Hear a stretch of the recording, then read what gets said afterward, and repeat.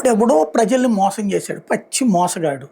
వాడి సంస్థ వాడి జాతకం బయటపెట్టి ఆ కథంతా చెప్పడం మానేసేసి, వాళ్ళకి బంధువుల్లో ఎవడన్నా వైసీపీకి సంబంధించినోడితో పరిచయాలు ఉన్నాయా, దాని ఆధారంగా వార్త అటుకి రాయాలి. అప్పుడు ప్రజలకు ఎక్కడ న్యాయం జరుగుతుంది?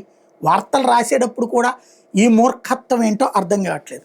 స్కీముల పేరుతో రియల్ స్కాములు ఒక వార్త ఈనాడు హైలైట్ చేసింది. ఇందులో ఏంటయ్యా అంటే, హైదరాబాద్లో ఫ్లాట్లోని స్కీముల పేరుతో భారీ స్కామ్కు పాల్పడిన విజయవాడ నగర మాజీ డిప్యూటీ మేయర్ వైకాపా నేత గోగుల రమణారావు కుమారుడు లక్ష్మీ విజయ్ కుమార్ మోసాలు ఒక్కోటి బయటకు వస్తున్నాయి. వైసీపీ నేతకి కొడుకు అంటే ఇతను చేసింది ఒక వ్యాపారం పేరుతో చేశాడు. దాన్ని వైకాపా నేత వార్త రాసి దాంట్లో చివరిలో వైకాపా నేత అని రాయచ్చు. కానీ ఇక్కడ మెయిన్ పాయింట్ ఇక్కడ పోనీ అతను వైకాపా అంటే కాదు, అక్కడ వాళ్ళ నాన్న వైసీపీ కాబట్టి ఈ మొత్తం మోసం వైసీపీకే రాయాలన్నమాట. ఖచ్చితంగా ఇక్కడ మోసపోయిన వాళ్ళ బాధితులకు సంబంధించిన అంశాన్ని హైలైట్ కావాల్సింది కాస్త పక్కకి వెళ్తున్నటువంటి పరిస్థితి. 1000 కోట్ల టర్నోవర్ ఉన్న పెద్ద రియల్ ఎస్టేట్ సంస్థని గాలం వేశారు.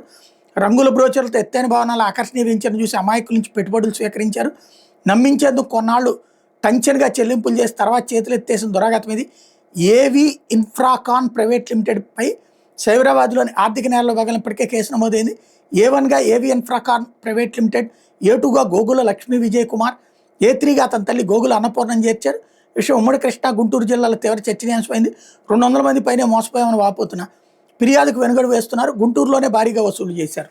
ఫిర్యాదు చెయ్యాలి, అక్కడ చేయించండి విషయం. అది బేసిక్గా ఇదేదో వడ్డీలు 2 రూపాయలు 3 రూపాయలు వడ్డీలు ఇస్తామని, లేకపోతే బైబ్యాక్ ఆఫర్ అని చెప్పేసి కొన్ని నెలలు పోయాక 50% ఎదురిస్తామని చెప్పారట. ఇది పచ్చి మోసమే అవుతుంది.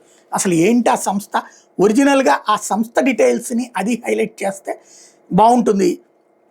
ఏదో ఇక జగన్ మీదకి తోసేయచ్చు అన్నటువంటి కోణంలో వాళ్ళ అబ్బాయో లేకపోతే వాళ్ళకి చుట్టమో ఎవరో ఉంటే కనుక అన్న కోణంలో అది వైసీపీ వైపు తీసుకెళ్తే ప్రజలకి నష్టం, మన జర్నలిజానికి సంబంధించిన శాపం అవుతుంది.